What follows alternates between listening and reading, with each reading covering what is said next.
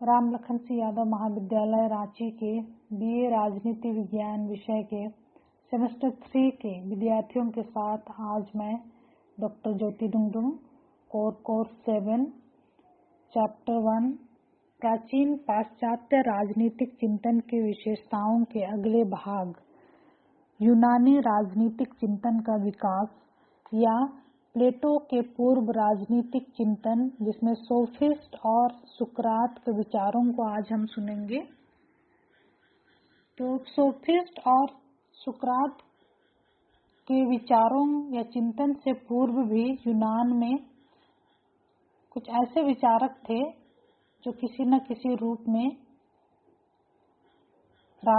यूनान के राजनीतिक चिंतन में उनका प्रभाव पड़ा, जिसको बाद में अनेक विचारों ने उनसे ग्रहण किया। तो यूनानी राजनीतिक चिंतन के विकास में विभिन्न विचारकों का प्रभाव पड़ा जिसमें सुकरात और सोफिस्ट से पहले प्राचीन यूनानी चिंतन जिसमें होमर और हेसियड के ग्रंथों में मिलता है। होमर ने आनुवांशिक सीमित राजतंत्र और हेसियड ने कुलीन तंत्र का समर्थन करते हुए नगर, राज्य, जनता, न्याय आदि शब्दों का प्रयोग किया। लेकिन प्राचीन यूनानी राजनीतिक विचारों का थोड़ा बहुत क्रमबद्ध उल्लेख सोलोन के समय से मिलता है। उसके बाद दूसरा जो विचारक है आयोनियन चिंतन। आयोनियन चिंतन जो एशिया माइनर से आकर यूनान में बसने वाले लोगों को आयोनियन कहा जाता है, जिसमें आयोनियन चिंतकों में पाइथागोरस, हेराक्लिटस और भी विद्वान हैं, इनके नाम प्रमुख रूप से लिया जा सकता है। तो आयोनियन विचारकों या आयोनियन सिद्धांत था कि यूनान में प्रचलित दार्शनिक विचारधारा का ध्येय प्रकृति की विविधताओं में अंतर्निहित एकता की खोज करना था।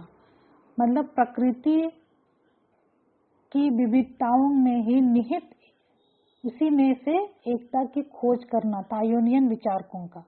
यह एकता किसी को जल में, किसी को अग्नि में, किसी को वायु में तथा किसी को अन्य किसी भी प्रकार की प्राकृतिक पदार्थ में दिखाई देती थी। प्रकृति जगत के अध्ययन में इतने डूबे हुए थे कि चेतन जगत या बौद्धिक जगत की ओर उनका ध्यान कभी गया ही नहीं। तो इस तरह आयोनियन विचारक जो पाइथागोरस थे, हेराक्लिटस, ये सब यूनान की राजनीति पर किसी न किसी तरह से इनका प्रभाव पड़ा है। इसके बाद आता है सोफिस्ट चिंतन। सोफिस्ट शब्द की उत्पत्ति सोफिया से हुई है। सोफिया का अर्थ है बुद्धि या ज्ञान प्रदान करने वाला। वे व्यावसायिक शिक्षक और अधिवक्ता, एडवोकेट या लॉयर थे। वे ईसा से 4वीं व 5वीं शताब्दी ईसा पूर्व बाहर से आकर एथेंस में बसे थे। कहा जाता है कि सोफिस्ट विचारक भ्रमणशील थे। वे घूम घूम कर शिक्षा देते थे और ये शिक्षा के बदले में पारिश्रमिक लेते थे या पैसा लेते थे जो भी, और उनका जीवन इसी पारिश्रमिक के सहारे चलता था। यूनान के नगर राज्य एथेंस में राजनीतिक दर्शन के युग का प्रारंभ 5वीं शताब्दी ईसा पूर्व में स्पार्टा से पराजित होने के बाद हुआ। इसका कारण था कि इस पराजय से एथेंस के पुराने कुलीन परिवार का पतन हुआ और उसका स्थान ऐसे स्वार्थी और क्रियाशील लोगों ने ले लिया जो जनतंत्र को अपने स्वार्थ पूर्ति का साधन मानते थे। जब कुलीन परिवार का एथेंस में जब कुलीन परिवार था, जब कुलीन परिवार का पतन हो जाता है तो उस परिवार का स्थान स्वार्थी और क्रियाशील लोग जो कि जनतंत्र को अपने स्वार्थ पूर्ति का साधन मानते थे, वैसे लोगों ने ले लिया और समाज में ऐसे लोगों का मान सम्मान बढ़ने लगा जो भाषण अच्छी तरह से दे सकता था, तर्क करने, शासन करने में निपुण थे। ऐसे में ज्यादातर लोग, वहाँ के लोग भाषण देने, तर्क करने, शासन करने जैसे गुणों को प्राप्त करने या दक्षता प्राप्त करने के लिए उत्सुक हो उठे और इन लोगों की आवश्यकताओं की पूर्ति या उन्हें प्रशिक्षण करने वाला वर्ग सोफिस्ट विचारक ही थे, जो शिक्षकों के रूप में बाहर से एथेंस में आए और एथेंस वासियों को शिक्षा प्रदान करने का कार्य करने लगे।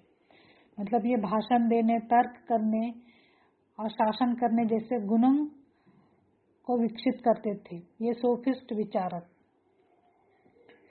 सोफिस्ट विचारक सैद्धांतिक से अधिक व्यवहारिक शिक्षा देते थे और शिक्षा प्रदान करके ही वे अपनी जीविका चलाते थे। इस तरह सोफिस्ट लोगों की कोई निश्चित विचारधारा नहीं थी, क्योंकि वे वास्तविक रूप में विचारक थे, ना कि दार्शनिक थे। आगे हम देखते हैं सोफिस्टों के सिद्धांत। सोफिस्ट विचारकों के क्या क्या सिद्धांत थे। पहला है मानवतावाद। सोफिस्ट मूल रूप से मानवतावादी थे। मूलतः वे मानवतावादी थे कि उनके अध्ययन का जो मुख्य केंद्र था या मुख्य विषय था मनुष्य थे, मानव था। उसने स्पष्ट किया कि मतलब इस सिद्धांत का प्रमुख प्रतिपादक था गोर्जियस, और उसने यह स्पष्ट किया कि मनुष्य से संबंध रखने वाले शास्त्रों और विषयों का चिंतन किया जाना चाहिए। मतलब जो सोफिस्ट विचारक थे उसने मानवतावाद का जो प्रतिपादन किया था गोर्जियस, उन्होंने कहा, उन्होंने स्पष्ट किया कि मनुष्य से संबंध रखने वाले शास्त्र और विषयों का मनन चिंतन किया जाना चाहिए। इस तरह सोफिस्टों ने प्रकृतिवादी दर्शन के स्थान पर मनुष्य के अध्ययन पर बल दिया। सोफिस्टों की दूसरा जो सिद्धांत है वह है सत्य के प्रति सापेक्ष या संचयवादी दृष्टिकोण। सोफिस्टों का दूसरा सिद्धांत सत्य की सापेक्षता का सिद्धांत है, जो सत्य के प्रति संचयवादी दृष्टिकोण पर आधारित है। उनका विचार था कि विश्व में निरपेक्ष सत्य जैसी कोई वस्तु नहीं है। संसार में कोई ऐसा विषय या सिद्धांत नहीं हो सकता जो प्रत्येक देश, काल या स्थिति के लिए सर्वमान्य है। मतलब संसार में ऐसा कोई भी विषय या सिद्धांत नहीं हो सकता जो प्रत्येक देश, काल या स्थिति के लिए वह एक साथ सर्वमान्य हो। उनका कहना था कि प्रत्येक व्यक्ति सत्य को अपने अपने दृष्टिकोण से देखता है और वही उसके लिए उपयोगी है। सोफिस्टों ने संचयवादी विचारों के आधार पर उन प्रचलित विचारों का खंडन किया जिनके अनुसार सामाजिक नियमों को भी प्रकृति नियमों का अंग मानकर निरपेक्ष सत्य का प्रतीक समझा जाता था। मतलब सामाजिक नियमों को भी प्रकृति नियम माना जाता था। उसका उन्होंने सोफिस्ट विचारकों ने खंडन किया। तीसरा जो सिद्धांत था कानून और न्याय संबंधी सिद्धांत। सोफिस्टों का जो सिद्धांत था कानून और न्याय के संबंध में, उन्होंने प्रतिपादित किया कि कानून प्रकृति प्रदत्त न होकर राज्य द्वारा निर्मित है। जो पहले यूनान में कानून को प्रकृति प्रदत्त माना जाता था, तो सोफिस्टों का मानना था कि कानून प्रकृति प्रदत्त न होकर राज्य द्वारा निर्मित है और राज्य पर शक्तिशाली लोगों का प्रभाव होता है। इसलिए कानून भी शक्तिशाली लोगों के स्वार्थ के प्रतीक होते हैं और उसके द्वारा जो भी किया जाता है या शक्तिशाली लोगों के द्वारा जो भी किया जाता है या निर्णय लिया जाता है वही न्याय होता है। तो इस तरह सोफिस्ट विचारकों के सिद्धांत 3 थे और आगे हम देखते हैं सोफिस्ट विचारकों की विशेषताएं। तो पहला है, सोफिस्टों का कोई एक संप्रदाय नहीं था और ना ही उसके कोई निश्चित सिद्धांत थे। दूसरा है, सोफिस्टों की गतिविधियां किसी एक विषय तक सीमित ना होकर अनेक विषयों में फैली हुई थी। किसी एक विषय पर ही शिक्षा नहीं देते थे बल्कि वे अनेक विषयों पर शिक्षा देते थे या विषयों पर उनकी गतिविधियां फैली हुई थी। और तीसरा जो है उनकी विशेषताएं, सभी सोफिस्ट विचारकों के भिन्न भिन्न या अलग अलग मत थे। वे सभी किसी एक प्रकार के निश्चित सिद्धांतों एवं मान्यताओं के समर्थक नहीं थे। जितने भी विचारक थे किसी एक प्रकार के निश्चित सिद्धांत एवं मान्यताओं के समर्थक नहीं थे। उनके विचार, सबके विचार भिन्न भिन्न हुआ करते थे। और चौथे की विशेषताएं हैं, सभी सोफिस्ट विचारक व्यवहारिक शिक्षा के समर्थक थे। वे पारिश्रमिक लेकर एक व्यक्ति को उसकी इच्छा अनुसार शिक्षा प्रदान करते, मतलब वे पैसा लेकर वे जैसे वे अगला वाला जो चाहता था वैसा ही शिक्षा उन्हें देते थे। इसमें भाषा शास्त्र, भाषण कला, व्याकरण आदि प्रमुख होते थे। और नेक्स्ट पांचवा जो उनकी विशेषताएं हैं, सोफिस्टों ने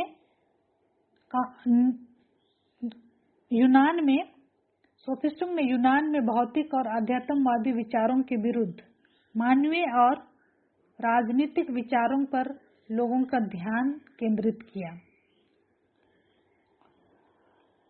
और अगली जो विशेषताएं हैं, सोफिस्ट विचारक व्यक्तिवादी एवं संशयवादी थे। उन्होंने यूनान में तर्कवाद और स्वतंत्र चिंतन की परंपराओं का प्रारंभ किया। तो इस तरह कोई ऐसा विषय नहीं था जिस पर उन्होंने किसी प्रकार का चिंतन नहीं किया हो।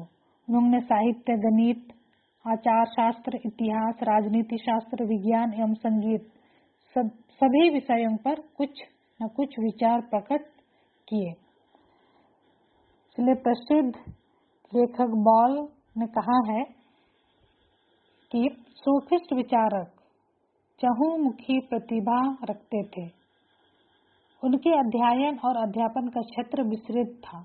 उनकी शिक्षा का मूल उद्देश्य राजनीतिक पाठकों को व्यवहारिक पाठ पढ़ाना था। वे ही सबसे पहले व्यक्ति थे जिन्होंने अध्यापन कार्य को एक व्यवसाय के रूप में ग्रहण किया। तो इस तरह से सोफिस्ट विचारकों ने ही सर्वप्रथम यूनान में प्रचलित सामाजिक एवं राजनीतिक रूढ़िवादी परंपराओं का विरोध किया। जो यूनान में उस समय प्रचलित था रूढ़िवादी परंपरा, उसका उन्होंने विरोध किया। उनके इसी विरोध ने भविष्य में सुकरात, प्लेटो तथा अरस्तु को राज दर्शन एवं राज का विधिवत रूप निर्धारित करने के लिए प्रेरित किया। सोफिस्ट विचारकों की मानव समाज को सबसे प्रमुख देन उनका मानववाद का सिद्धांत है।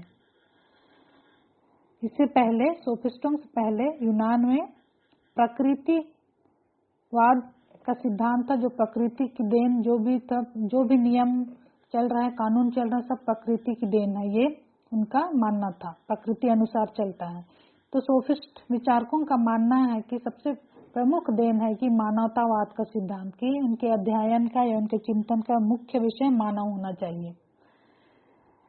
उन्हीं के द्वारा सर्वप्रथम यह प्रतिपादित किया गया कि मनुष्य ही प्रत्येक वस्तु का मापदंड है। इस तरह उन्होंने सर्वप्रथम मानव को समस्त चिंतन का केंद्र बिंदु माना। इसी तरह राज के संबंध में भी उन्हीं के द्वारा सबसे पहले यह विचार प्रकट किया गया कि राज एक कृत्रिम संस्था है जिसे मनुष्य ने प्राकृतिक नियमों के विरोध में अपने स्वार्थपूर्ण उद्देश्यों की पूर्ति के लिए बनाया है। इस तरह कहा जा सकता है कि सोफिस्टों ने यूनान को एक प्रबल बौद्धिक क्रांति दी। उनके संदेशवाहक, बुद्धिवाहक तथा सापेक्ष सत्यवाद ने प्रचलित धर्म, राज और नैतिकता के सिद्धांतों को झकझोर दिया। यूनान के राजदर्शन के विकास के इतिहास में सोफिस्ट विचारकों का स्थान एक प्रमुख स्थान रखता है। इन विचारकों ने किसी क्रमबद्ध और सुसंबद्ध राजदर्शन की स्थापना नहीं की, फिर भी उन्होंने राजदर्शन के भावी विकास का मार्ग प्रशस्त किया, जिससे सुकरात, प्लेटो, अरस्तु जैसे प्रसिद्ध विचारक किसी न किसी रूप में इन चिंतकों के चिंतन से अवश्य ही प्रभावित हुए। उसके बाद हम सुनते हैं सुकरात के विचारों को। सुकरात का जन्म 470 ईसा पूर्व एथेंस के नगर राज्य में हुआ। उनके पिता एक मूर्तिकार थे और माता एक दाई थी। वे कहा करते थे कि मैं अपनी माता के कार्य का अनुगमन कर रहा हूं, क्योंकि मैं भी तो नवीन विचारों को जन्म दे रहा हूं। उनके जीवन का मूल मंत्र दृढ़ता से नागरिक कर्तव्यों का पालन करना था। उनके जीवन का मूल मंत्र था कि नागरिक का जो भी कर्तव्य है उसको पालन करना है। 65 वर्ष की आयु में वह एथेंस की परिषद का सदस्य बना। उन्होंने नागरिक कर्तव्यों का कभी उल्लंघन नहीं किया। शासकों के ऐसे आदेशों को मानने से इनकार कर दिया जो नैतिक मान्यताओं के विरुद्ध था। सुकरात का व्यक्तित्व विलक्षण था। वह सरलता, आत्मविश्वास और सहिष्णुता की साकार प्रतिभा था। सत्य की खोज में उसने अपना सारा जीवन लगा दिया और जब कानून के विरुद्ध कार्य करने का अभियोग उन पर लगाया गया या अभियोग लगाकर उन्हें मृत्युदंड दिया गया, तब भी वह विचलित नहीं हुआ और उसने अपनी मान्यताओं के लिए विषपान करके जीवन त्यागना अधिक श्रेष्ठ समझा। कहा जाता है कि जब उसे मृत्युदंड दिया गया तो उसके साथियों ने उसे कारागार से भाग जाने का परामर्श दिया, लेकिन वे आजीवन कानून के पालक और कर्तव्यनिष्ठ नागरिक सुकरात ने भागने से इनकार कर दिया, क्योंकि उनके अनुसार नागरिक होते हुए कानून का उल्लंघन एक अपराध है। सुकरात ने राज्य द्वारा मान्य देवताओं की पूजा के लिए मना किया और भगवान को जानने के अपने नए नियम का प्रतिपादन किया। इस तरह वह राजनीति में विशेषज्ञों के मत को अधिक महत्व देने के पक्ष में थे। उनका कहना था कि राजनीति एक कला है जिसके वास्तविक ज्ञान के लिए उसके लंबे प्रशिक्षण या लंबे ट्रेनिंग की आवश्यकता है, जो भी राजनीतिज्ञ है उसको। और राजनीति की कला में दक्ष होने के साथ साथ उनका दार्शनिक भी होना अति आवश्यक है। राजनीतिज्ञ को ये उनका मानना था। तो आगे हम देखते हैं सुकरात के जीवन का उद्देश्य क्या था। सुकरात जीवन भर सत्य, ज्ञान और न्याय की खोज में लगे रहे। वह एक असाधारण मानव था जिसे इस बात की चेतना थी कि उसे ईश्वरीय उद्देश्य की सिद्धि करनी है।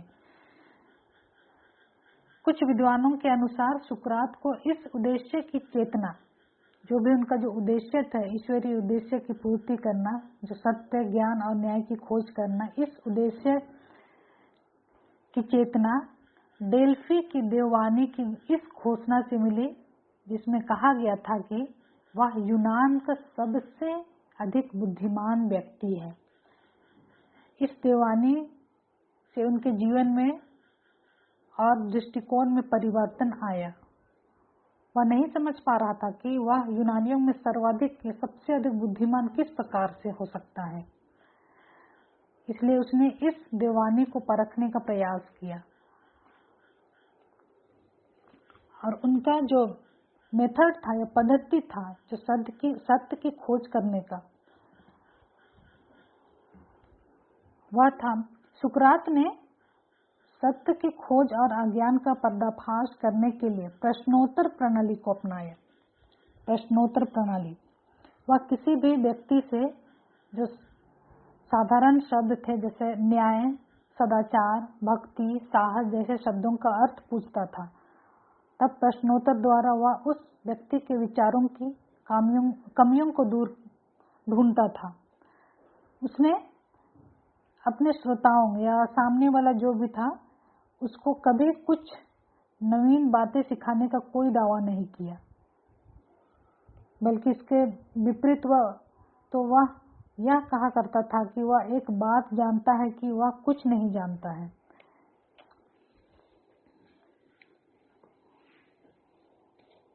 इस तरह से इस प्रणाली के द्वारा, प्रश्नोत्तर प्रणाली के द्वारा वह सिंपल या साधारण शब्दों को वह लोगों के समक्ष जाके पूछते थे और उनके द्वारा किए गए उत्तरों से उनके विचारों की अस्पष्टता और असंगतियों को प्रकट करता और अंत में तर्क द्वारा उनको यह आभास करा देता कि उनके विचार भ्रामक हैं और वे बुद्धिमान नहीं, अज्ञानी हैं। तो इस तरह प्रश्नोत्तर द्वारा ज्ञान प्राप्त करने की उनकी यह पद्धति ज्ञान अर्जन करने की वास्तव में बड़ी व्यवहारिक और प्रभावशाली पद्धति थी। सुकरात द्वारा अपनाई गई इस पद्धति को संवादात्मक पद्धति या विचारों के द्वंद्व पर आधारित द्वंद्वात्मक पद्धति कहा जाता है। आगे देखते हैं सुकरात का विचार दर्शन या सुकरात का दर्शन। सुकरात के पूर्ववर्ती जितने भी दार्शनिक थे, थेल्स, हेराक्लिटस, पाइथागोरस, पार्मेनिडीज का संबंध प्रकृति की बाहरी भौतिक वस्तुओं की व्याख्या से था, जबकि सुकरात का संबंध मानव के नैतिक, मनोवैज्ञानिक एवं राजनीतिक पहलुओं से था। सुकरात के प्रमुख दार्शनिक विचार थे। पहला है ज्ञान का सिद्धांत। सुकरात ने दर्शन के अध्ययन में ज्ञान प्राप्ति के सभी प्रचलित सिद्धांतों को असंतोषजनक पाया और सभी प्रचलित सिद्धांतों से केवल दिखावटी ज्ञान ही प्राप्त होता था, जबकि वह वास्तविक ज्ञान प्राप्त करना चाहता था। इसके लिए उसने एक नवीन सिद्धांत को जन्म दिया जिसे दो ज्ञान का सिद्धांत या डॉक्ट्रिन ऑफ टू नॉलेज कहा जाता है। इस सिद्धांत के अनुसार सुकरात ने ज्ञान को दो प्रकार से बताया। पहला है बाहरी ज्ञान या बाह्य ज्ञान। बाह्य ज्ञान दिखावटी तथा लोक व्यवहार पर निर्भर करता है। इसकी अवधि अनिश्चित होती है। इसे इंद्रिय ज्ञान भी कहा जाता है। इंद्रियों द्वारा प्राप्त ज्ञान वस्तुओं के अनुभव पर आधारित होता है। इस प्रकार के ज्ञान का कोई दृढ़ आधार नहीं होता, इसमें परिवर्तन होता रहता है। और दूसरा जो ज्ञान का सिद्धांत था वास्तविक ज्ञान। सुकरात के अनुसार वास्तविक ज्ञान कार्यकरण पर आधारित ज्ञान है। उनके शब्दों में यह ज्ञान सार्वजनिक एवं सर्वकालीन है। सार्वजनिक और सर्वकालीन है। और उनके अनुसार विश्व के समस्त भौतिक पदार्थों के पीछे तत्व छिपा है। सभी भौतिक वस्तुएं किसी न किसी ऐसे विचार या सत्ता का प्रतिनिधित्व करती है जो शाश्वत, अनश्वर और अटल है। इस सत्ता का साक्षात्कार करना प्रत्येक मानव का चरम लक्ष्य है। सुकरात ने इसी ज्ञान को वास्तविक या यथार्थ ज्ञान माना।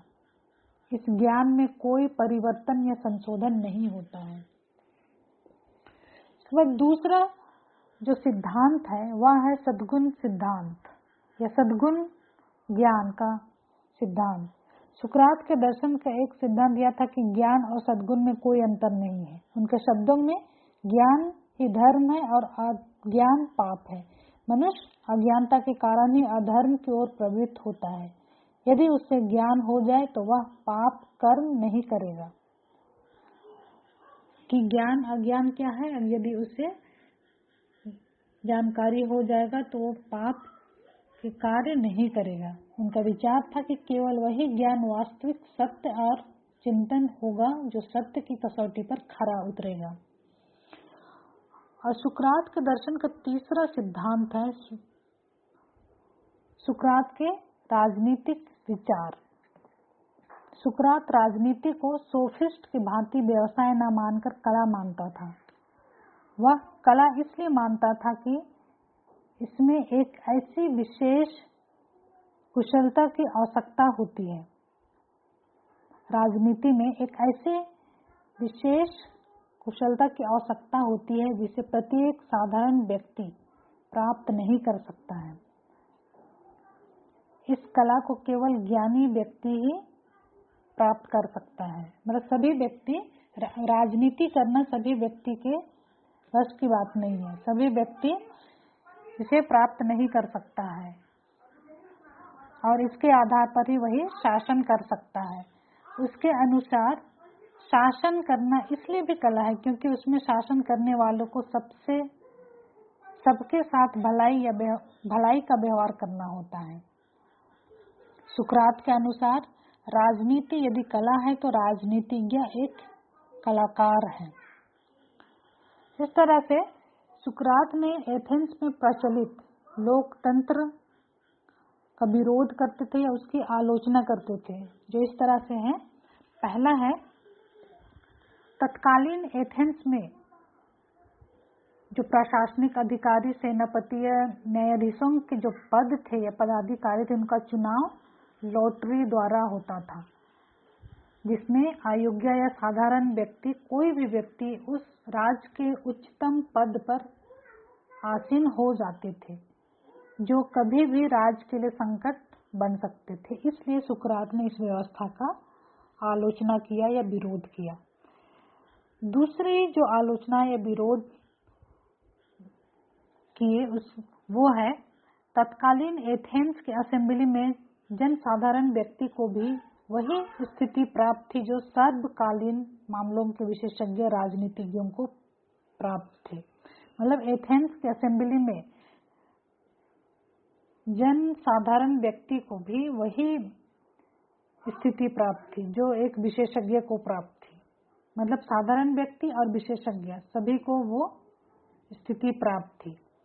दोनों को वोट डालने का समान अधिकार था, एक साधारण व्यक्ति को भी और एक विशेषज्ञ को भी। तो इस स्थिति को सुकरात घातक मानते थे, इसलिए उन्होंने विरोध किया। तीसरी जो आलोचनाएं हैं, तत्कालीन राजनीतिज्ञ न्याय संबंधी महत्वपूर्ण कार्यों की उपेक्षा करते हुए सामान्य जनता को प्रसन्न करने के लिए सस्ते कार्यों में लगे रहते थे। वहाँ के जो राजनीतिज्ञ थे, न्याय संबंधी महत्वपूर्ण कार्यों की उपेक्षा करते हुए सामान्य जनता को, साधारण जनता को खुश करने के लिए सस्ते कार्यों में लगे रहते थे, जो आगे चलकर राज्य और समाज के पतन का कारण बन सकता था। और चौथी जो आलोचनाएं हैं जो सुकरात के द्वारा की गई है एथेंस में प्रचलित लोकतंत्र की, वह था कि जब हम जूते की मरम्मत के लिए मोची और लकड़ी के सामान की मरम्मत के लिए बढ़ाई की आवश्यकता समझते हैं, तो फिर राज्य का संचालन करने के लिए प्रशासन कला में दक्ष व्यक्तियों को आमंत्रित क्यों नहीं करते हैं। तो उनके अनुसार राजनीतिज्ञों में दो गुण अवश्य होने चाहिए। एक तो है जनहितैषी या जनता का हित होना चाहिए उनके मन में, जो राजनीतिज्ञ है उनके मन में, और दूसरा है बुद्धिमान होना चाहिए। ये तो इन दोनों गुणों का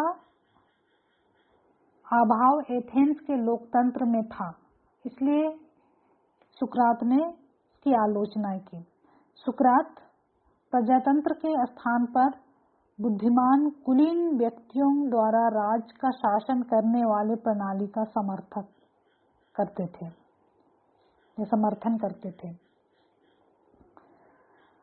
चौथा जो सिद्धांत है सुकरात का, कानून संबंधी सिद्धांत या कानून संबंधी विचार। सुकरात कानून को अत्यधिक पवित्र और महत्वपूर्ण मानता था। वह कानून को एक प्रकार का समझौता मानता था। उसका विचार था कि कानूनों में मानव समाज के बौद्धिक अनुभूतियों की राशि संचित रहती है और उनका पालन करना प्रत्येक व्यक्ति का परम कर्तव्य होना चाहिए। इस तरह से सुकरात की राजभक्ति, न्यायप्रियता और कानून में आस्था का प्रमाण उसका विषपान द्वारा प्राणदान स्वीकार करने में मिलता है। कानून के अतिरिक्त अन्य किसी नियम को सुकरात ने प्रकृति नियम नहीं माना। उसने कानून को कृत्रिम मानने के सोफिस्टों के विचार का विरोध भी किया। और आगे है सुकरात के मानव स्वभाव संबंधी विचार। मानव स्वभाव के संबंध में सुकरात का विचार था कि यह निश्चित होता है कि इसके दो स्वरूप होते हैं। पहला है कमजोर पक्ष, यह लोभी, स्वार्थी तथा अकल्याणकारी होता है। यह संकीर्ण प्रवृत्ति का प्रतिनिधित्व करता है। यह पक्ष स्थायी नहीं होता है। मानव स्वभाव के संबंध में जो दो विचार दिए हैं, उसमें एक है कमजोर पक्ष। मानव का कमजोर पक्ष को बताया है जो लोभी, स्वार्थी, अकल्याणकारी होता है, यह स्थायी नहीं होता है। और दूसरा जो विचार है शक्तिशाली पक्ष, मानव की कल्याणकारी प्रवृत्तियों का प्रतिनिधित्व करता है। यह शक्तिशाली पक्ष यह स्थायी होता है। इसकी सहायता से ही मनुष्य सत्य ज्ञान प्राप्त कर सकता है। यही पक्ष उसे सामाजिक भी बनाता है। ये थे सुकरात के विचार। सुकरात के बाद और दो ऐसे विचारक थे जो यूनान के राजनीतिक चिंतन पर प्रभाव पड़ा, सिनिक्स और साइरेनिक्स। सुकरात की शिक्षाओं और उसके बलिदान से प्रभावित होकर यूनान में दो संप्रदायों का जन्म हुआ। इनके नाम थे सिनिक्स और दूसरा था साइरेनिक्स।